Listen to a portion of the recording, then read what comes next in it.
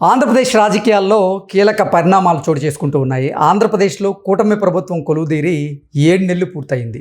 ఈ 7 నెలల్లో ఈ ప్రభుత్వ విధి విధానాల మీద, అలాగే ప్రభుత్వ పాలన మీద, రాజకీయపరమైనటువంటి పనితీరు మీద ఆంధ్రప్రదేశ్ ప్రభుత్వం సమీక్ష చేసుకుంటూ ఉంది. ఇదే సమయంలో కేంద్ర హోంశాఖ మంత్రి అమిత్ షా ఆంధ్రప్రదేశ్లో పర్యటించబోతున్నటువంటి నేపథ్యంలో పవన్ కళ్యాణ్ గారు అలాగే చంద్రబాబు గారు అమిత్ షాతో భేటీ కాబోతున్నారు. ఈ నేపథ్యంలోనే ఆ భేటీలో ఒక కీలకమైనటువంటి నిర్ణయం తీసుకోబోతున్నారు అనేటువంటి వార్త సోషల్ మీడియాలో చక్కర్లు కొడుతున్న నేపథ్యంలో ఇంతకీ ఏంటా కీలకమైనటువంటి నిర్ణయం, ఏ అంశం మీద కీలకమైనటువంటి నిర్ణయం తీసుకోబోతున్నారు అనేది పూర్తి స్థాయిలో మనం విశ్లేషణ చేసుకునేటువంటి ప్రయత్నం చేద్దాం.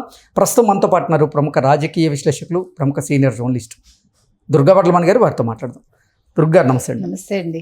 కేంద్ర హోంశాఖ మంత్రి అమిత్ షా ఆంధ్రప్రదేశ్కి రాబోతున్నారు. అమిత్ షా గారితో ఆంధ్రప్రదేశ్ ముఖ్యమంత్రి వర్యులు చంద్రబాబు గారు అలాగే ఉప ముఖ్యమంత్రి పవన్ కళ్యాణ్ గారు భేటీ కాబోతున్నారు. ఈ నేపథ్యంలోనే ఆ భేటీలో ఒక కీలకమైనటువంటి నిర్ణయం తీసుకోబోతున్నారు అన్నట్లుగా ఒక వార్త సోషల్ మీడియాలో చక్కర్లు కొడుతోంది. ఇంతకీ ఏంటి ఆ కీలకమైనటువంటి నిర్ణయం, ఏ అంశం మీద ఆ కీలక నిర్ణయం తీసుకోబోతున్నారంటే ఏం చెప్తారు?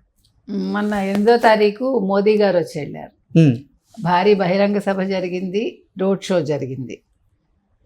సరే, మనకేం కావాలో అవన్నీ ఇస్తామని ఆయన చెప్పడం కూడా జరిగింది. ఇప్పుడు అమిత్ షా గారు వస్తున్నారు. అమిత్ షా కూడా మనకి కేంద్ర హోంశాఖ మంత్రి, చాలా కీలకం. మోదీ తర్వాత చాలా పవర్ఫుల్ ఆయన.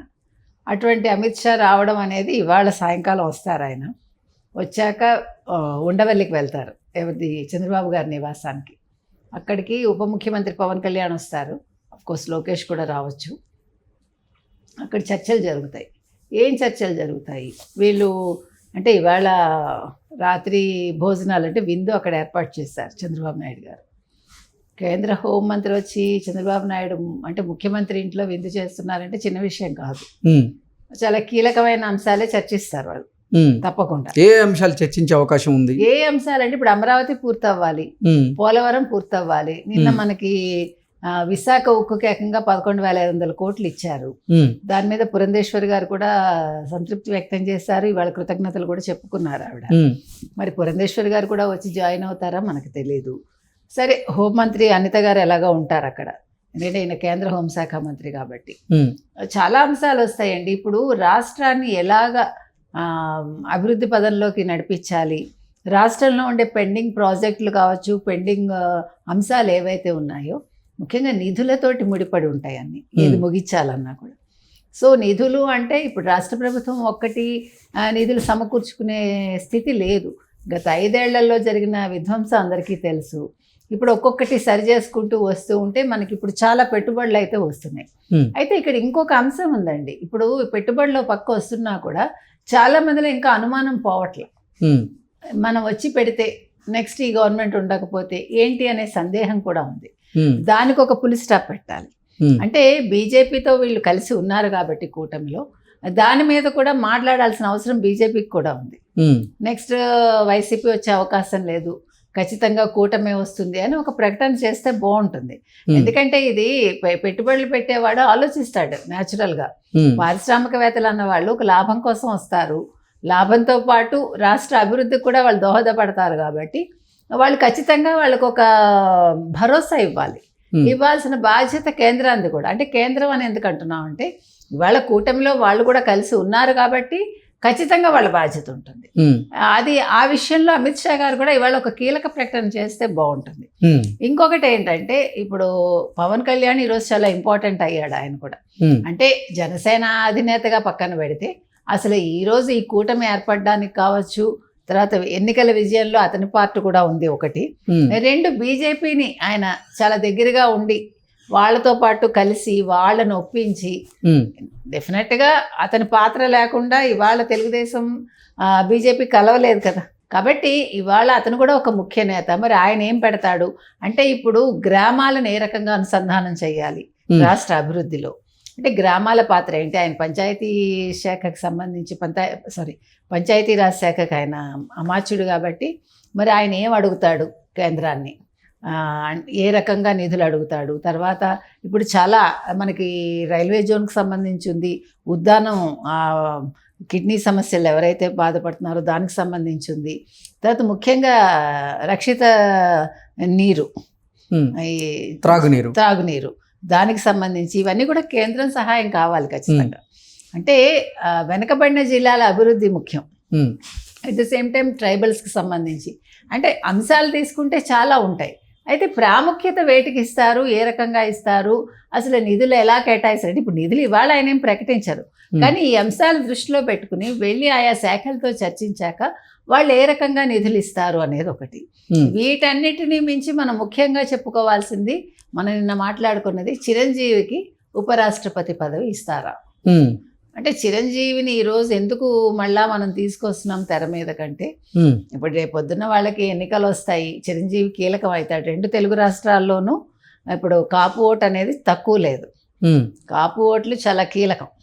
ఇప్పుడు చిరంజీవిని దృష్టిలో పెట్టుకుంటే ఇటు మీకు తెలంగాణలోనూ చిరంజీవి ఉన్నారు, ఆంధ్రప్రదేశ్లో కూడా చిరంజీవి పేరు నడుస్తుంది కొద్ది గొప్ప. అంటే చాలా సందర్భాల్లో చిరంజీవి గారు రాజకీయాలను నేను వదిలేసినా రాజకీయాలు నన్ను వదిలేయడం లేదు అంటూ ఆయన వ్యాఖ్యానించడం జరిగింది. ఏంటి నిజంగా ఆయన ఈ పదవి గనక ఆయనకు వస్తే ఆయన స్వీకరించేటువంటి ఆ పరిస్థితులు ఉంటాయా అంటే ఏం చెప్తారు? ఏమైందండి, పిలిచి పిల్లనిస్తానంటే ఏమంటారు మీరు కదా, తప్పే ఉంది అది. ఒక తెలుగువాడిగా, ఒక చలనచిత్ర సీమకు సంబంధించి ఒక నటుడిగా, ముఖ్యంగా అతనికి ఉండే పాపులారిటీ దృష్ట్యా అతనికి పిలిచి ఇచ్చినప్పుడు హీ కెన్ యాక్సెప్ట్ దట్. అందులో వాళ్ళ తమ్ముడు అక్కడ ఉప ముఖ్యమంత్రిగా ఉన్నారు, రేపొద్దున నాగబాబు కూడా రాజకీయాల్లోకి రాబోతారు. ఇవాళ రాకపోయినా ఆయన కూడా నిరూపించుకుని వస్తారు కదా నాగబాబు. ఇప్పుడు మనం లాస్ట్ టైం మాట్లాడాం, నాగబాబుకి మంత్రి పదవి అన్నప్పుడు డైరెక్ట్ మంత్రి పదవి యాక్సెప్ట్ చేస్తే బాగోదు, అతను ఎమ్మెల్సీ అయితే బాగుంటుంది. మనం ముందే చెప్పాం, మనం యాంటిసిపేట్ చేసిందే పవన్ కళ్యాణ్ చెప్పారు, మీరు కావాలంటే చూసుకోండి. కాబట్టి ఇప్పుడు పదవి ఇస్తే తీసుకోవటం వేరు, తీసుకున్నాక దానికి న్యాయం చేయడం వేరు. There is a difference. ఇప్పుడు నాగబాబుకి రాజకీయాల్లో ఉండొచ్చు, అతనికి అడుగడుగున తోడ్పడి ఉండొచ్చు ఎవరికి, పవన్ కళ్యాణ్కి. బట్ ఆయన డైరెక్ట్ రాజకీయాల్లో లేడు, ప్రత్యక్ష రాజకీయాల్లో నాగబాబు లేరు. వేరే చిరంజీవి ప్రత్యక్ష రాజకీయాల్లో ఉన్నారు. అంటే మీరు పాయింట్స్ మనం గమనిద్దాం. కాబట్టి ఇప్పుడు నాగబాబు ఒప్పుకోకపోవటం బాగుంటుంది, తన్ని తాను ప్రూవ్ చేసుకున్నాక తను ఒక మంత్రి అయితే ఆ గౌరవం వేరేగా ఉంటుంది, ఎంత కాదన్నా. అదే పవన్ కళ్యాణ్ కూడా చెప్పారు. పవన్ కళ్యాణ్ 10 ఏళ్ళు కష్టపడ్డాక కదా ఈరోజు ఈ స్థాయిలో ఉన్నారు ఆయన. అదేవిధంగా చిరంజీవి కూడా అప్ అండ్ డౌన్స్ చూశారు, ఒక పార్టీ పెట్టారు, తిరుపతి నుంచి గెలిచారు, ఒక చోట ఓడిపోయారు ఆయన, తర్వాత పార్టీని తీసుకెళ్ళి కాంగ్రెస్లో విలీనం చేశారు. సరే అవన్నీ అయిపోయాయి, ఆ ఫేజ్ అయిపోయింది. ఇప్పుడు పిలిచి ఆయనకు ఒక పదవి ఇస్తే తీసుకుంటాడు ఆయన, తప్పులేదు అది. అంటే అనుభవం ఉంది కాబట్టి. ఓకే, కాబట్టి ఇప్పుడు ఈ అంశాలన్నీ కూడా తెర మీదకి వచ్చే అవకాశం ఉంది ఇవాళ అమిత్ షాతో జరిగే ఈ విందు సమావేశంలో. కాబట్టి కూటమి ప్రభుత్వం ఆచితూచి అడుగులేస్తుందా, ఆంధ్రప్రదేశ్కి ముఖ్యత్వాన్ని ఇస్తుందా ఇంకా అనేది ఈ భేటీలో కొద్దిగా గొప్ప. ప్రముఖంగా మనం మాట్లాడుకుంటే ఆంధ్రప్రదేశ్కి కావాల్సినటువంటి నిధులు ఏవైతే ఉన్నాయో వాటిని సమకూర్చేలాగే ఈరోజు చర్చలు జరగబోతున్నాయి. ఇటు కేంద్ర మంత్రి అమిత్ షా గారితో, పవన్ కళ్యాణ్ గారితో, అలాగే చంద్రబాబు గారు ఆ భేటీలో ఇటువంటి అంశాలే చర్చకు వచ్చేటువంటి అవకాశం ఉందని చెప్తున్నారు.